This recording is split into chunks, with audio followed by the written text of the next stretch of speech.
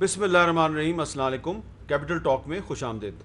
Corona virus کے باعث ابھی تک پاکستان اور پاکستان سے باہر روزانہ لاشیں گر رہی ہیں اور بڑی تعداد میں گر رہی ہیں۔ ساتھ ہی ساتھ گرمی کا موسم ہے اور گرمی کے ساتھ ساتھ بارشیں بھی شروع ہو چکی ہیں اور اس گرمی اور بارش نے ہبس جو ہے اس کو بھی بڑھا دیا ہے۔ تو یہ جو ہبس کا موسم ہے اس میں لوڈ شیڈنگ لوگوں کا ایک بہت بڑا مسئلہ بن گیا، اور خاص طور پہ جو پاکستان کا سب سے بڑا شہر کراچی ہے وہاں پہ تو لوڈ شیڈنگ سے لوگ بہت ہی پریشان نظر آ رہے ہیں۔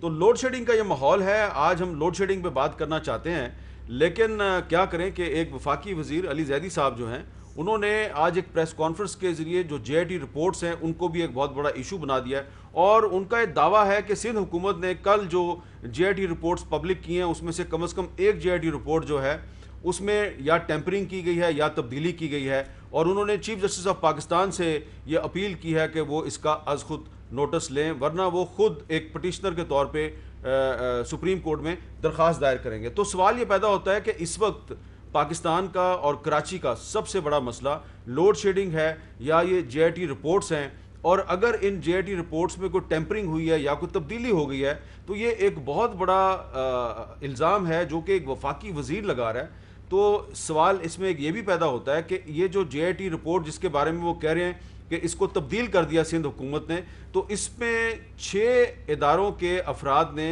دستخط کیے ہیں، اور ان 6 افراد میں سے کچھ ایسے افراد بھی ہیں جن کا تعلق وفاقی اداروں سے ہے، جیسے کہ انٹیلیجنس بیورو ہے، جیسا کہ رینجرز ہے۔ تو کیا وفاقی حکومت ان اداروں سے خود نہیں پوچھ سکتی کہ بتائیے جن اہلکاروں نے دستخط کیے ہیں وہ دستخط صحیح ہیں یا غلط ہیں، اور اگر کوئی تبدیلی ہوئی ہے تو اس کے بارے میں بھی تصدیق کی جا سکتی ہے۔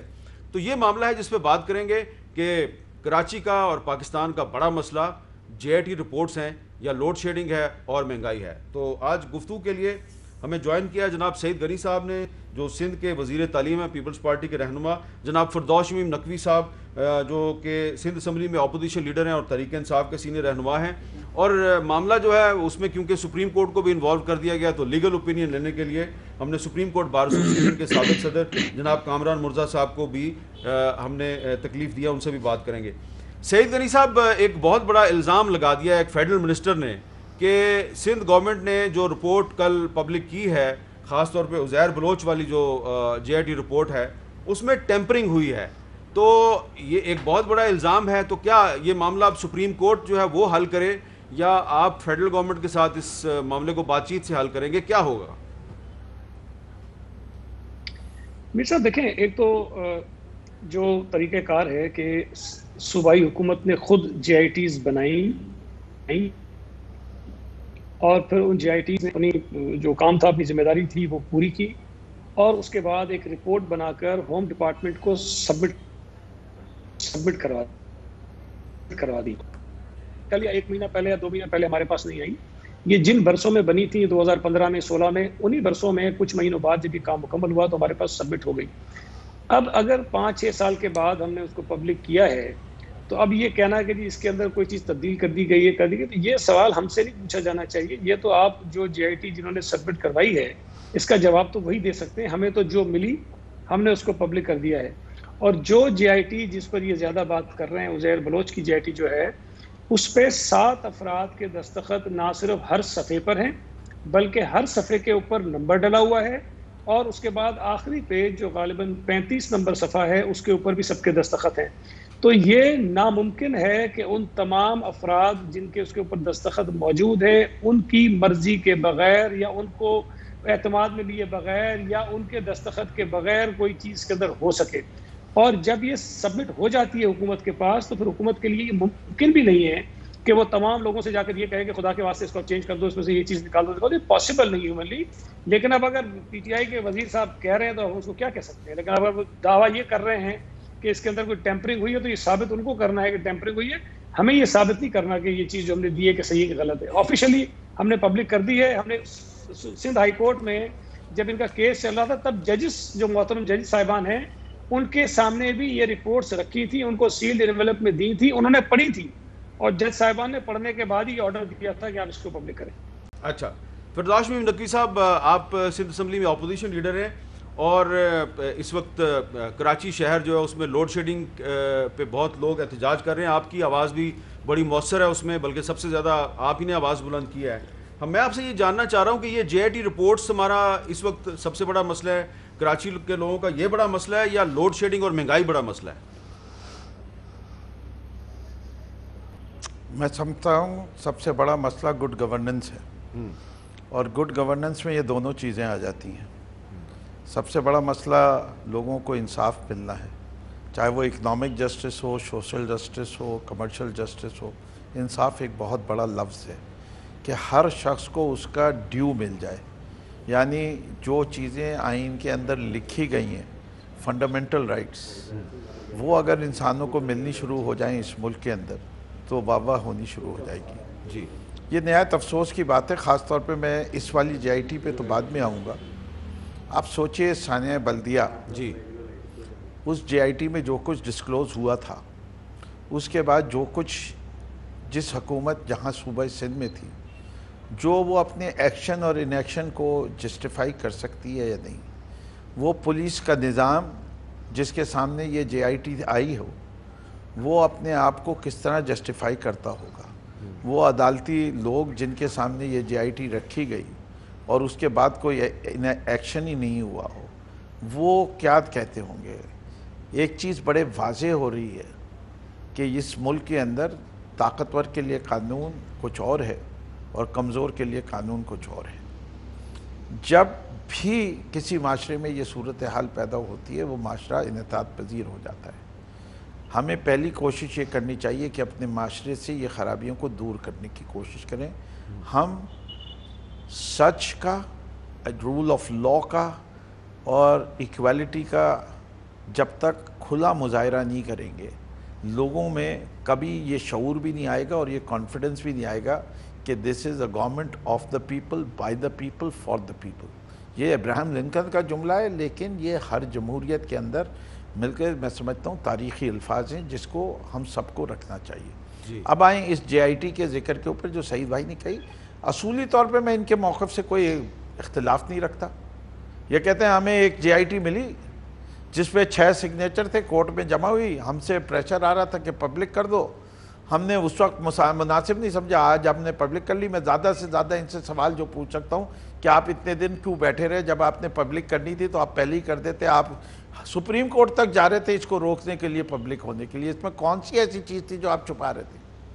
اچھا کیوں ٹھیک, چھپا رہے تھے؟ کون سے اداروں کو خطرہ ہو جاتا اگر یہ ساری عوام کو پتہ چل جاتا کہ عزیر بلوچ نے اتنے قتل کیے ہیں اور کس کس جگہ پہ کیے ہیں, اور اس کے دوست کون تھے, اور اس کے پاس کتنی بندوقیں تھیں, اور بندوقیں کس نے دی تھیں.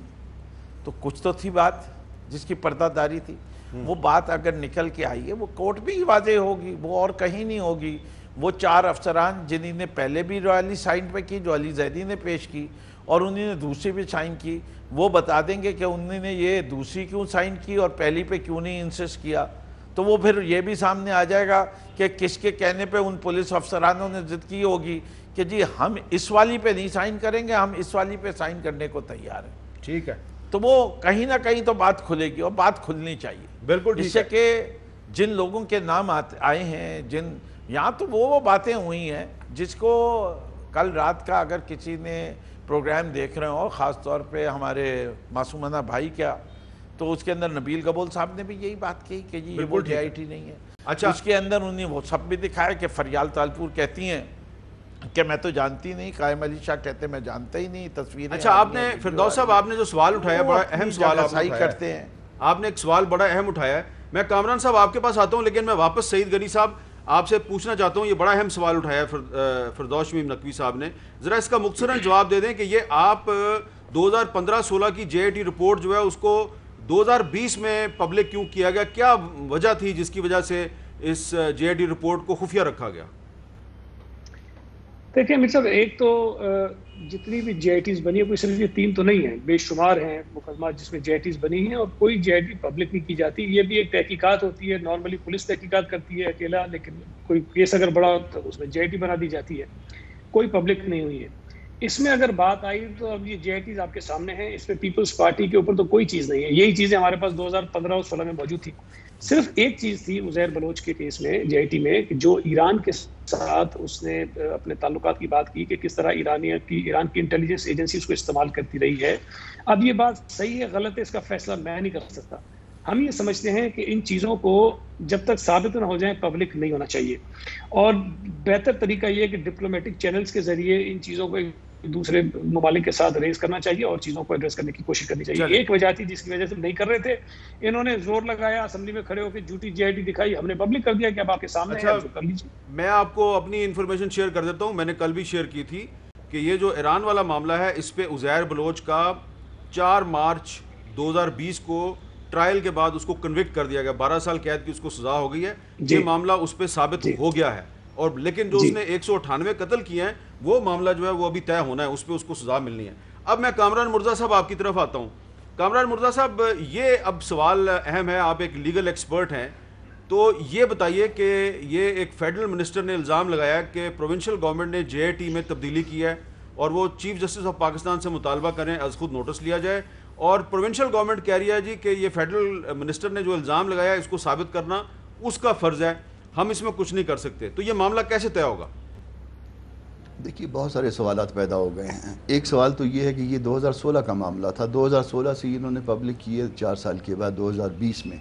اب جب 2020 میں پبلک کی ہے تو ایک چیز جو ہم کو دیکھنی ہے کہ کیا وہ جی آئی ٹی کے جو ممبر تھے وہ زندہ ہیں، یا کیونکہ یہ چیزیں جو ہے نا وہ پھر اس میں کیا کوئی فوت تو نہیں ہو گیا، کوئی اس طرح کی باتیں جو ہے نا وہ آپ کو نیگیٹو میں اس کے جانا پڑے گا اور دیکھنا پڑے گا. اچھا جے آئی ٹی جو ہے وہ جس وقت لیجسلیشن جب اس کے پیچھے نہیں ہوئی تھی اس وقت بھی جے آئی ٹی ہوا کرتی تھی اور ایڈمنسٹریٹو آرڈر سے ہوتی تھی، مگر اس وقت بھی اس کی کوئی ایویڈینشری ویلیو نہیں ہوتی تھی. آج گو کہ اے ٹی اے میں جو ہے وہ اس کو انٹروڈیوس کروا دیا گیا ہے، اس میں اپنا تحفظ پاکستان میں انٹروڈیوس کروایا تھا، ایک آدھ جگہ شاید اور بھی انٹروڈیوس کروایا گیا ہو.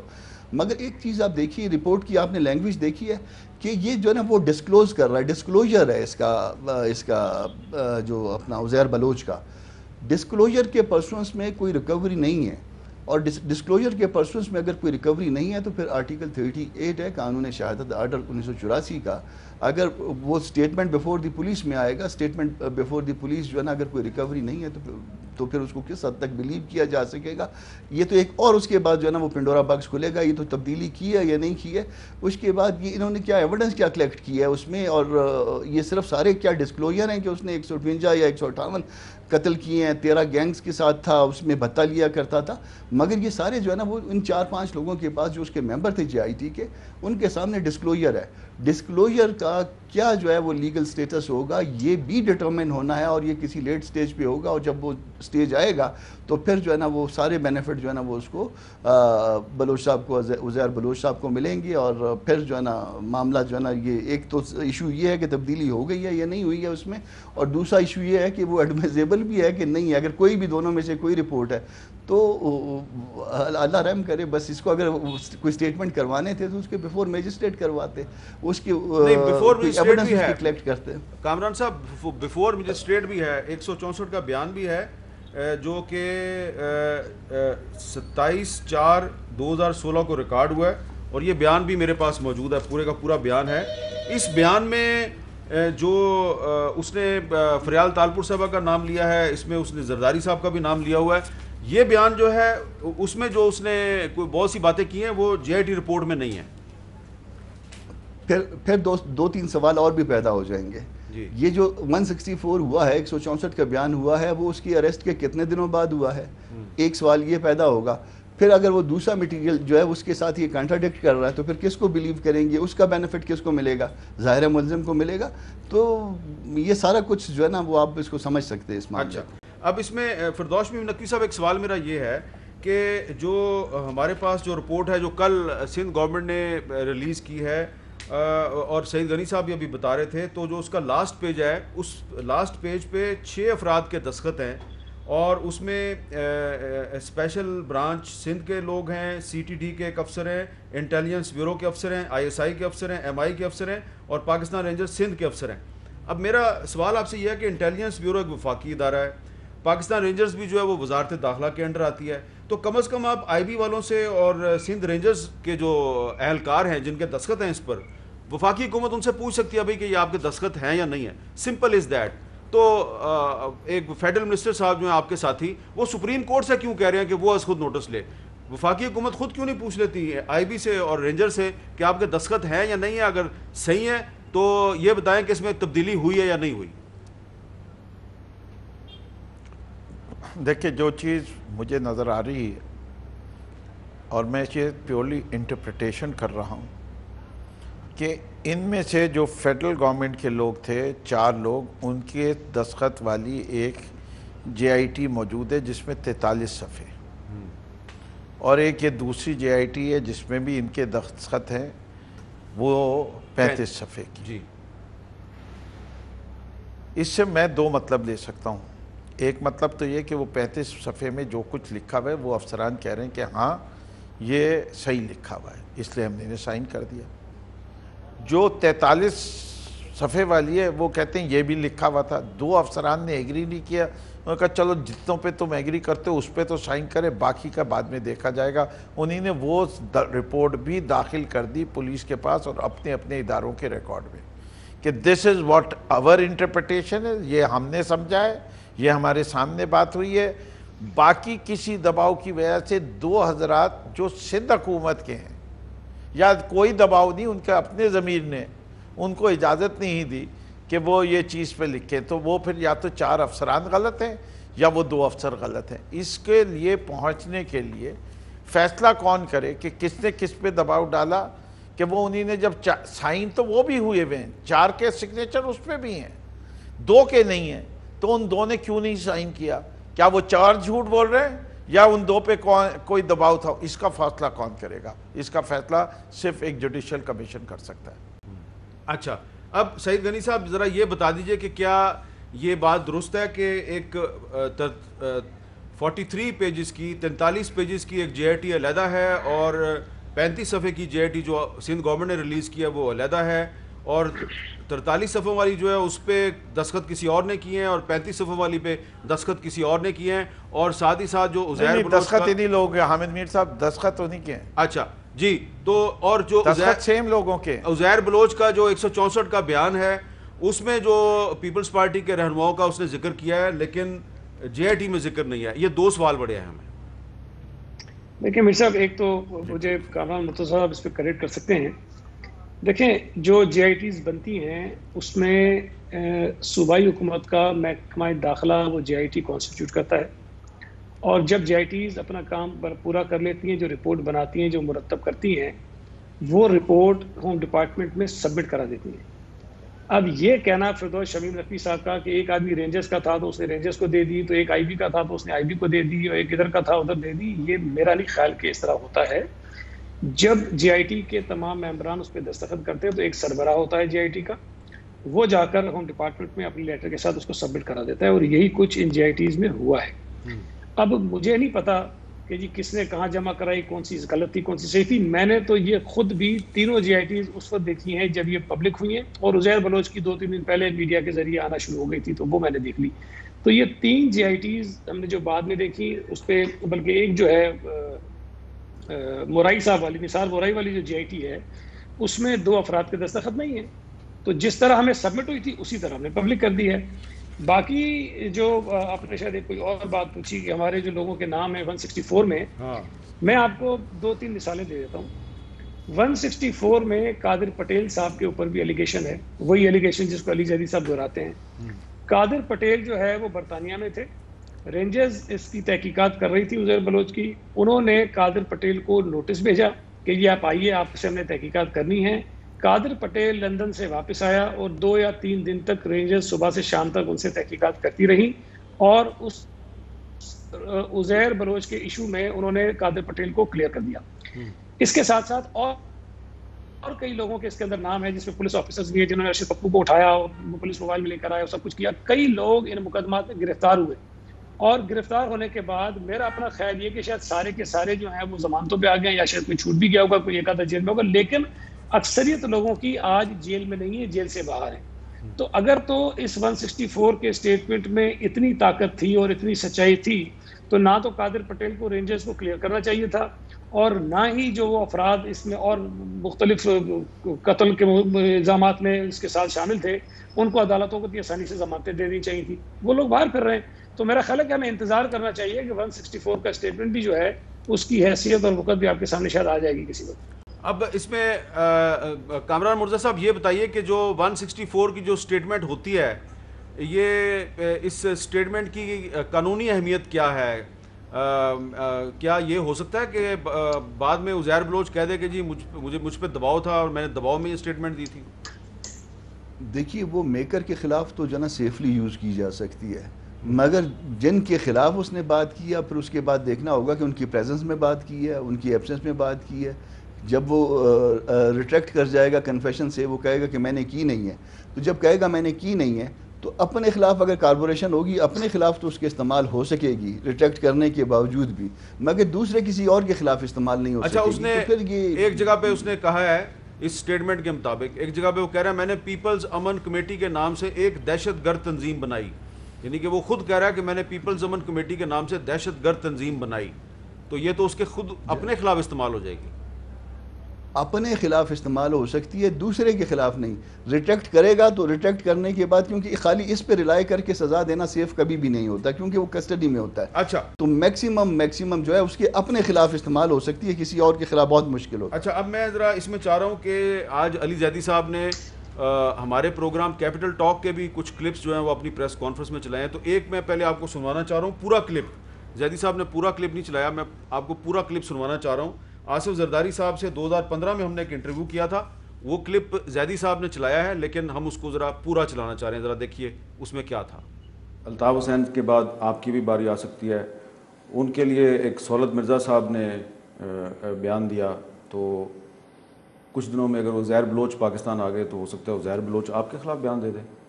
پہلی بات تو عزیر بلوچ کا اور ہمارا کوئی واسطہ نہیں ہے. اچھا، پیپلز پارٹی میں کبھی رہے نہیں. اور دوسری بات یہ ہے کہ جو بھی حالات ہوں گے آدمی اس کو فیس کرے گا. تو عزیر بلوچ پیپلز امن کمیٹی میں تھے، تو پیپلز امن کمیٹی کا بھی پیپلز پارٹی سے کوئی تعلق نہیں؟ کوئی واسطہ نہیں. تو ان کی جو آپ کی پارٹی کے کچھ رہنماؤں کے ساتھ تصویریں، پریس کانفرنسز، اس کا کیا کریں گے آپ؟ انڈیویجولی آپ کسی جگہ پہ جاتے ہیں، ہو سکتا ہے کوئی پارٹی والے ان کے پاس بھی گئے ہوں یا ان سے کہ ایریا جب لیاری میں گئے ہوں تو ان کی ملاقات ہو گئی ہو. دیٹ ڈزنٹ مین کہ اگر میں یہاں سے اٹھ کے کسی پولیٹیکل انڈیویجول کے پاس جاتا ہوں، میں روز دوسری پولیٹیکل فورسز سے ملتا ہوں، پختونخوا میں بھی ملتا ہوں، بلوچستان میں بھی ملتا ہوں، پنجاب میں بھی ملتا ہوں. دیٹ ڈزنٹ مین کہ ان کے ساتھ میرا کوئی پولیٹیکل ایفیلیشن ہو گئی. تو جو لیاری سے جو آپ کے ایم پی ایز اور ایم این ایز منتخب ہوئے جو کہ عزیر بلوچ کے ساتھی ہیں، ان کو پیپلز پارٹی نے ٹکٹ کیوں دیا؟ آپ کہہ رہے ہیں کہ ان کے ساتھی ہیں، ہمیں اس کی انفارمیشن نہیں ہے. اب زرداری صاحب نے کہا کہ آپ کہہ رہے ہیں کہ وہ عزیر بلوچ کے ساتھی ہیں، ہمیں اس کی انفارمیشن نہیں ہے. لیکن یہ تو انٹرویو میں نے 2015 میں کیا تھا، لیکن 2012 میں لیاری میں جب عزیر بلوچ موجود تھے اور مرکز اور صوبے میں پیپلز پارٹی کی گورنمنٹ تھی، تو لیاری میں جا کے میں نے عزیر بلوچ سے بھی بات کی تھی اور لیاری کا دورہ بھی کیا تھا. اس دورے میں نے کیا دیکھا تھا وہ ایک لمبی کہانی ہے. لیکن عزیر بلوچ جو ہیں وہ میرے ساتھ وفاقی وزیر داخلہ رحمان ملک کا بھی شکوہ کر رہے تھے اور پروونشل گورنمنٹ کا بھی شکوہ کر رہے تھے، اور پھر کچھ دنوں کے بعد انہوں نے آصف زرداری صاحب کے بارے میں کیا کہا، ذرا یہ بھی سن لیں.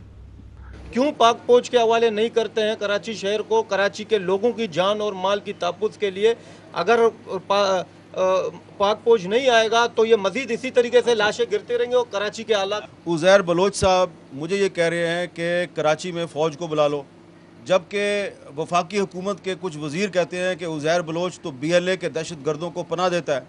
دیکھو، اگر ہم بی ایل اے کے دہشت گردوں کو پناہ دیتے تو ہم فوج کا مطالبہ نہیں کرتے تھے، ہم چیف جسٹس سے ریکویسٹ نہیں کرتے تھے، صدر پاکستان سے اپیل نہیں کرتے تھے. ہم محب وطن پاکستانی ہے، یہ سازش کے تحت صرف متحدہ کہہ رہی ہے اور وفاقی وزیر داخلہ رحمان ملک صاحب وہ جو اسلم چودھری نے BLA کے 3 دہشت گرد ادھر سے گرفتار کیے، وہ کہاں سے آئے تھے؟ وہ سر وہ تقریباً 18 جنوری سے وہ لاپتہ تھے، ان کا کیس سپریم کورٹ میں بھی چل رہا ہے، بلوچستان ہائی کورٹ میں بھی۔ تو یہ 2012-13 میں عزیر بلوچ کہہ رہے تھے کہ اپنے ہی لوگوں کے خلاف آپریشن کرتی ہے پیپلز پارٹی اور ہم اس سے نفرت کرتے ہیں۔ تو یہ اختلافات کی اصل کہانی کیا ہے، اس پہ بھی بات کرتے ہیں وقفے کے بعد۔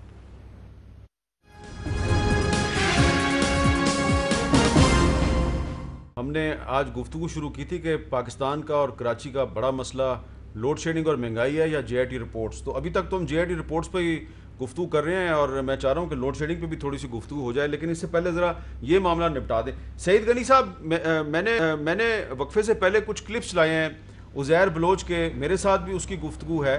تو 2012 میں تو وہ کہہ رہا تھا کہ یہ جو وزیر داخلہ ہے رحمان ملک میرے پہ الزامات لگا رہا ہے اور یہ بھی بڑا غلط آدمی ہے اور پیپلز پارٹی بھی بڑی غلط ہے، اپنے لوگوں پہ آپریشن کرتی ہے۔ تو یہ 2012-13 میں کیا آپ کا اختلاف کیا ہوا تھا پیپلز پارٹی کا عزیر بلوچ سے؟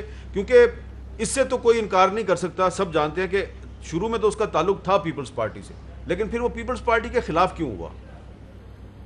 نہیں دیکھیں، میں آپ کو ایک عرض کر دوں، عزیر بلوچ کا پیپلز پارٹی سے براہ راست کوئی تعلق نہیں تھا۔ وہ جو کہتے ہیں پیپلز پارٹی میں تھا، عزیر بلوچ پیپلز پارٹی کے خلاف بلدیاتی الیکشن لڑ چکا ہے اور پیپلز پارٹی کے سامنے الیکشن ہار چکا ہے۔ تو یہ بھی چیزیں ریکارڈ پر اس کو تو کوئی جھٹلا تھے، تو ان کی وجہ سے پیپلز پارٹی کا ایک لنک جو ہے وہ ذوالفقار مرزا کی وجہ سے ان کے ساتھ بالکل تھا، اور ذوالفقار مرزا صاحب نے کبھی اس بات کو ڈینائی بھی نہیں، علی الاعلان ڈنکے کی چوٹ پر مانتے بھی رہے، کہتے بھی رہے، لاتعداد ان کے انٹرویوز ہیں، ان کی تقریریں آپ کے پاس موجود ہیں۔ 2012 میں پیپلز پارٹی نے لیاری میں آپریشن کیا تھا، پولیس آپریشن کیا تھا، وہ کامیاب نہیں ہوا اور اس آپریشن میں 52 افراد مارے گئے تھے، اور میڈیا نے بہت زیادہ اس پر یہ ساری رپورٹنگ کی تھی کہ بے گناہ لوگ بھی مارے جا رہے ہیں اور لیاری میں لوگوں کے پاس کھانے کو چیزیں نہیں ہیں، پانی نہیں ہے، بہت سارے ہیومن ایشوز جو ہیں وہ ریز کیے تھے۔ اس کے بعد پیپلز پارٹی نے کمیٹی بنائی جس میں میں تھا، قادر پٹیل تھے، سینیٹر یوسف بلوچ تھا، اور ہمیں یہ ذمہ داری دی گئی کہ ہم جا کر کوشش کریں کہ لیاری کے اندر حالات جو ہیں وہ کسی طرح سے نارملائز ہو جائیں تاکہ لوگ وہاں اپنی زندگی سکون سے گزار سکیں۔ اب ان حالات میں جب عزیر بلوچ صاحب اس قسم کی تقریریں کر رہے تھے جو آپ نے سنائی ہیں، جو انٹرویوز دے رہے تھے، ہم ان حالات میں لیاری میں گئے ہیں اور ہم نے جا کر چیزوں کو ریسٹور کرنے کی کوشش کی ہے۔ ہم عزیر بلوچ سے ملے ہیں، ایک دفعہ نہیں، 3-4 بار سے ملاقات ہوئی، اور اسی لیے کہ لیاری کے حالات نارمل ہو تاکہ لوگوں کی زندگی جو ہے آرام سے گزر سکے، وہ ہم نے کوشش کی ہے۔ اور اس دوران میں یہ چیزیں نارمل ہوئی، اللہ کا شکر ہے کہ حالات پیسفل ہوئے۔ بیچ میں یہ الیکشن آ گئے، الیکشن میں بھی جو یہ کہا جاتا ہے کہ یہ ٹکٹس عزیر بلوچ نے دیے، بالکل ٹکٹ عزیر بلوچ نے نہیں دیے ہیں۔ جو شاہجہان بلوچ ہے وہ میرے ساتھ خود UC کا ناظم رہا ہے، آج کل وہ پارٹی میں نہیں ہے، پارٹی چھوڑ چکا ہے، لیکن وہ کرمنل آدمی نہیں ہے۔ جاوید ناگوری جو ہے وہ مجھ سے زیادہ پرانا ہے پارٹی میں، مجھ سے زیادہ سینئر آدمی ہے پارٹی کے اندر۔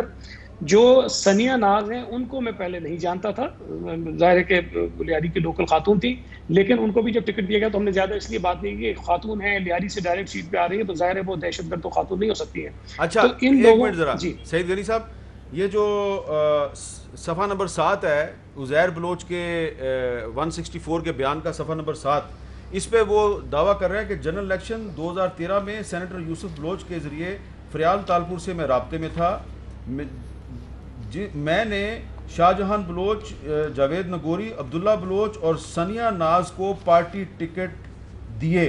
اس میں آپ کا ذکر نہیں ہے اس نے کیا، وہ کہہ رہا ہے میں نے وہ نہیں۔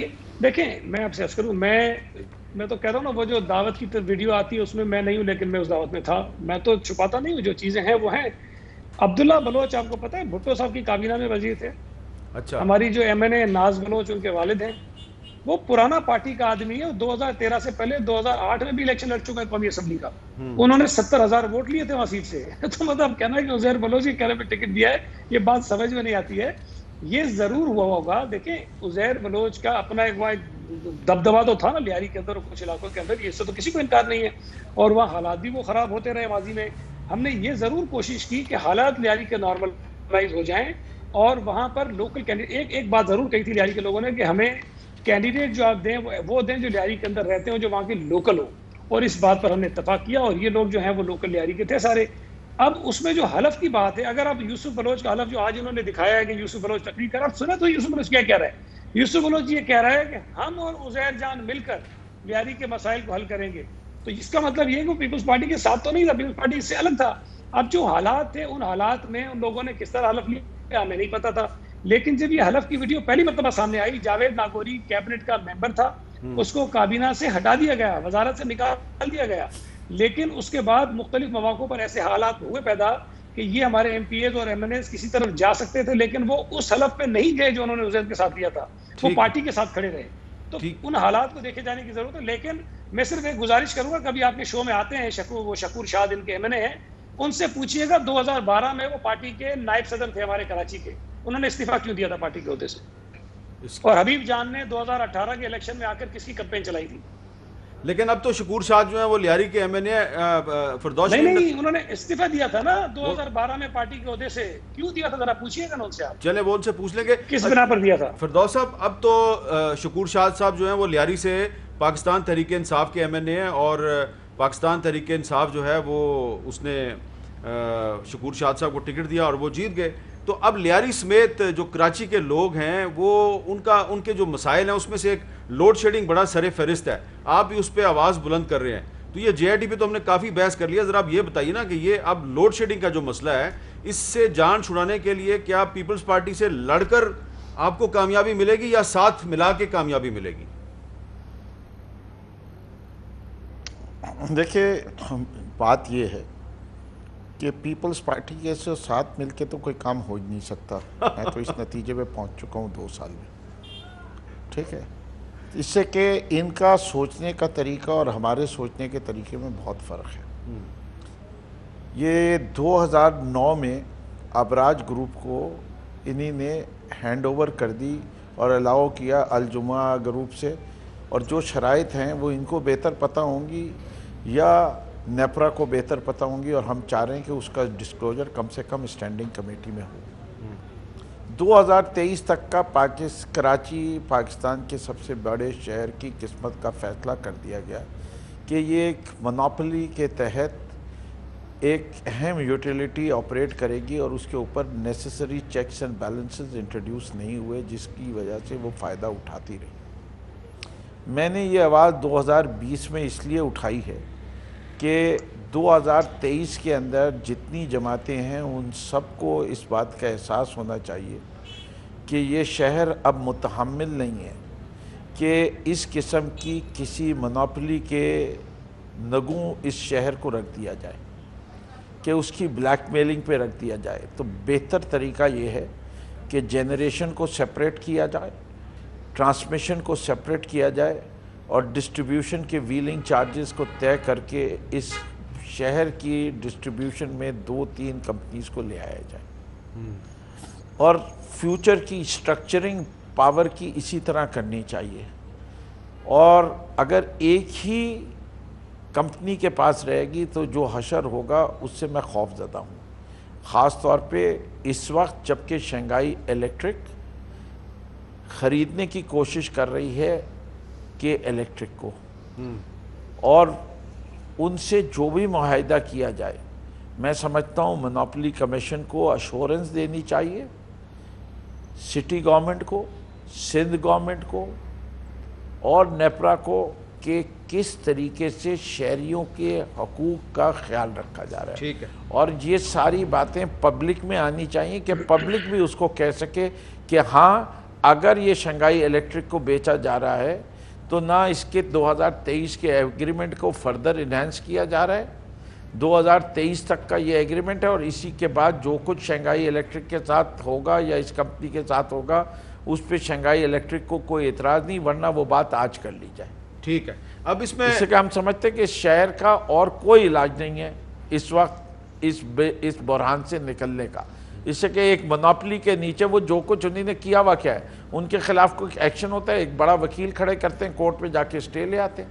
ٹھیک ہے. شہریوں کو تو ریلیف نہیں ملتی. آپ نے پھر جو وہ دینا چاہتے ہیں وہ دے دیتے ہیں بھیک کی طرح, جو نہیں دینا چاہتے آپ مانگ نہیں سکتے. آپ نے کورٹ کی بات کیا تو کامران صاحب میں آخر میں آپ سے یہ جاننا چاہ رہا ہوں کہ یہ جو بات کر رہے ہیں فردوس شمیم نقوی صاحب, یہ بات تو گورننس کے بارے میں ہے، اور وہ کہہ رہے ہیں پاکستان کے سب سے بڑے شہر میں جو بجلی کا بحران ہے، لوڈ شیڈنگ ہو رہی ہے وہاں پہ، اس کا کوئی حل نہیں مل رہا، تو اس کا ایک وہ سجیشن ایک پرپوز کر رہے ہیں، ایک سلوشن.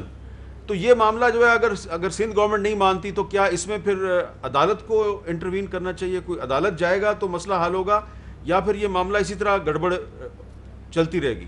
دیکھیے ہم کو اپنے اندر جو ہے نا ایک سیاسی سوچ جو ہے نا اس کو جو پیدا کرنا ہوگا، اور ہم کو یہ معاملات خود طے کرنے ہوں گے. اداروں سے ہم معاملات طے کروائیں گے، وہ عدالت کا ادارہ ہو یا کوئی اور ادارہ ہو، تو مسائل بڑھتے جائیں گے، مسائل کم نہیں ہوں گے. ہم جو ہے نا اب میرا خیال ہے اتنے میچور ہم کو ہو جانا چاہیے 73-74 سال کے بعد کہ ہم جو ہے نا اپنے مسائل کو خود حل کریں. بیٹھیں یہ بلکہ سارے صوبوں میں بیٹھنے کی ضرورت ہے، کسی ایک جگہ پہ نہیں. پنجاب میں بھی بیٹھنے کی ضرورت ہے، بلوچستان میں ہے، سندھ میں ہے. تو جب تک ہم آپس میں بیٹھ کے ان معاملات کو حل نہیں کریں گے، معاملات ٹھیک نہیں ہوں گے، خرابیاں بڑھتی جائیں گی، اور ادارے مزید جو ہے نا چونکہ ان کی ایکسپرٹیز نہیں ہوتی ہے اس میں، تو ادارے اور خراب کر دیں گے اس معاملے کو. بہت بہت شکریہ کامران مرزا صاحب. مجھے ایک وقفہ لینا ہے، لیکن میں ایک چیز آپ کو گوشے گزار کرنا چاہتا ہوں. کامران مرزا صاحب نے کہا کہ یہ آپس میں بیٹھیں، صوبوں میں بھی بیٹھیں، مرکز میں بھی بیٹھیں، لیکن ایک ادارہ ہے اور وہ ہے national command and operation centre NCOC. وہاں پہ ہم دیکھ رہے ہیں کہ مرکز اور صوبے اکٹھے بیٹھتے ہیں اور اس کے 100 دن بھی مکمل ہو چکے ہیں. اور NCOC نے کل ہی ایک پیغام جاری کیا ہے جس میں انہوں نے یہ کہا ہے دوبارہ کہ آئیں ہم سب مل کر احتیاطی تدابیر پہ عمل کرنے کا عزم کریں اور ایک قوم بن کر کورونا کو شکست دیں. تو کورونا کو شکست دینے کے لیے ایک قوم کا بننا ضروری ہے، اور اس میں یہ بھی کہا گیا ہے کہ انتہائی ضرورت کے وقت گھر سے نکلیں، پرہجوم جگہوں پہ جانے سے گریز کریں، گھر سے باہر نکلتے وقت ماسک پہنیں، بچوں کو ہمراہ نہ لے کے جائیں، اپنے ہاتھوں کو صابن سے بار بار دھوئیں یا سینیٹائزر کا استعمال کریں، اور کام کی جگہوں پہ سماجی فاصلہ اپنائیں اور احتیاطی تدابیر کریں. اور اس کے علاوہ بھی کافی ساری باتیں اس میں کہی گئی ہیں. تو NCOC میں تو ہمیں کافی کوارڈینیشن نظر آتی ہے مرکز اور صوبوں کے درمیان، اور ورکنگ ریلیشن شپ بھی نظر آتا ہے، لیکن اس کے باہر کیوں نہیں ہے، اس پہ بات کرتے ہیں فردوس شمیم نقوی صاحب سے اور سعید غنی صاحب سے وقفے کے بعد.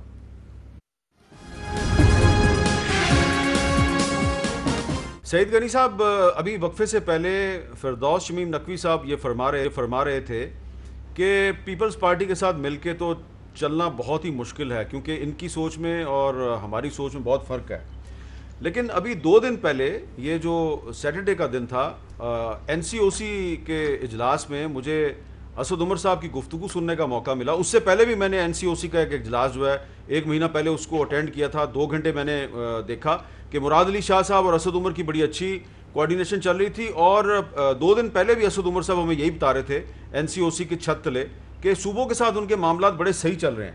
میرا سوال آپ سے یہ ہے کہ NCOC میں تو مرکز اور صوبے بڑے اچھے طریقے سے ایک دوسرے کے ساتھ معاملات چلاتے ہیں، لیکن باہر نکل کر کیا ہو جاتا ہے کہ فردوس شمیم نقوی صاحب کو یہ کہنا پڑتا ہے کہ ہم آپ کے ساتھ نہیں چل سکتے؟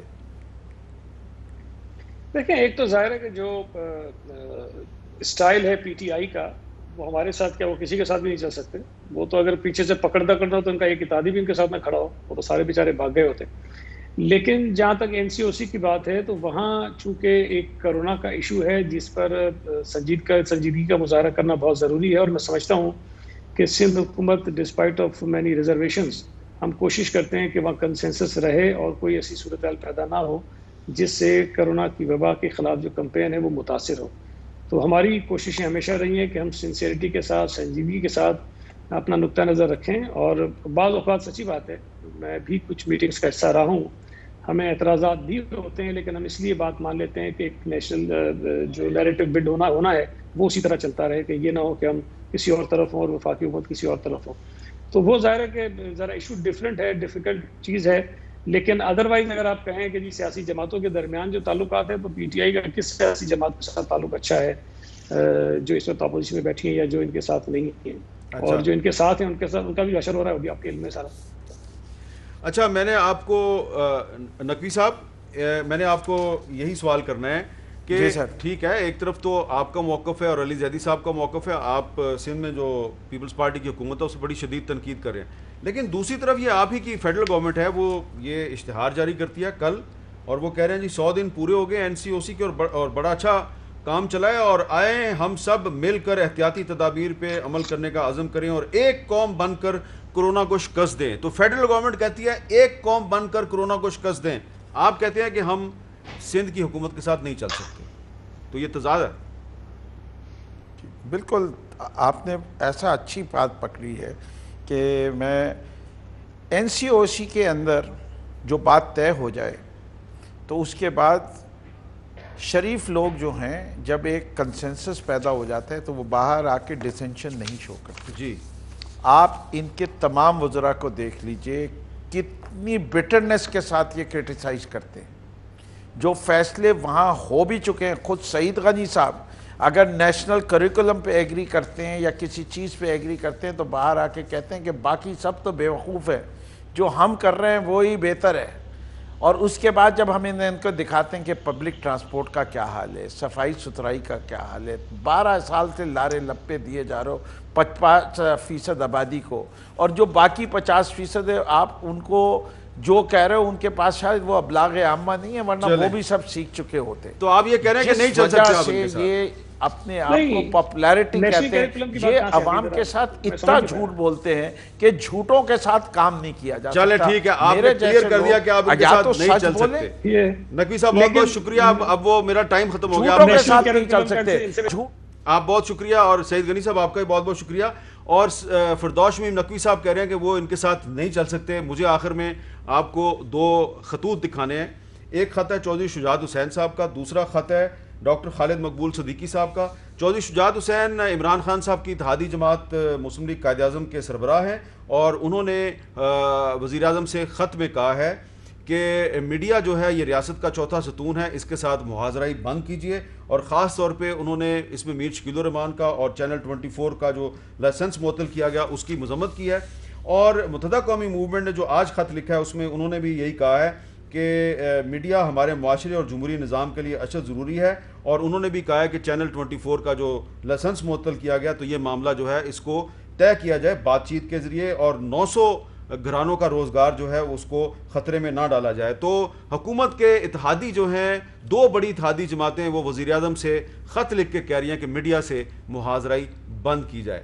بس اتنا ہی کافی ہے. فردوس شمیم نقوی صاحب پیپلز پارٹی کے ساتھ نہیں چل سکتے, لیکن اب اتحادی جماعتوں کے سربراہان وزیر اعظم کو خط لکھ کے جو پیغام دے رہے ہیں وہ آپ سمجھ گئے ہوں گے. مجھے دیجیے اجازت, اللہ حافظ.